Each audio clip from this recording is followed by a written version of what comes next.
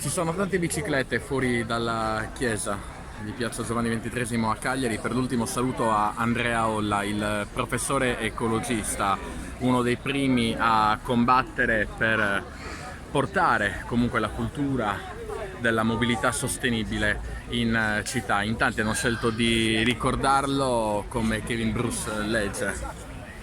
Un padre, un amico che ha sempre difeso la giustizia dove non c'era e l'amore per l'ambiente, un vero guerriero combattente per quello che è giusto. Adesso Andrea Olla non c'è più e tocca a voi proseguire, portare avanti le sue battaglie. Sempre, lui ci ha lasciato la strada che dobbiamo sempre seguire, seguendo nei suoi passi. È un momento molto commovente. Un altro amico di Andrea Olla, Giorgio Maronzo. Sì, lo possiamo dire, continueremo a pedalare con lui.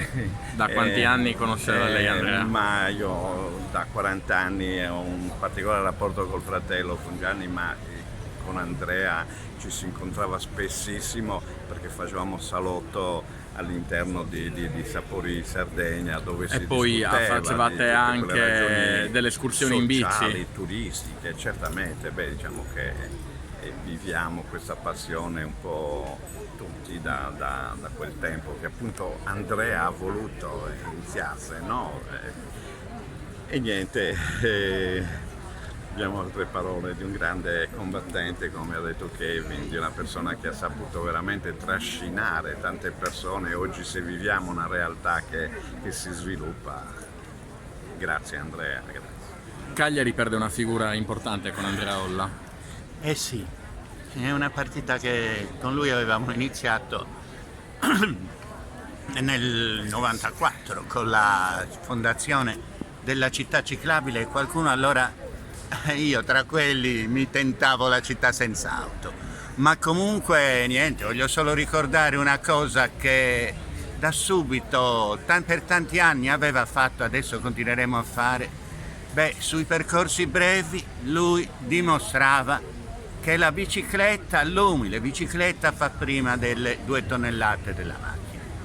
E c'era questa gara a auto, bici e bus, dove ricordo si era offeso il rappresentante del CTM, dottor Castangia, che dice no, e noi siamo sempre gli ultimi, ma com'è? Fatto sta che vinceva la bici ed è un fatto importante su cui ora non è più possibile arretrarsi.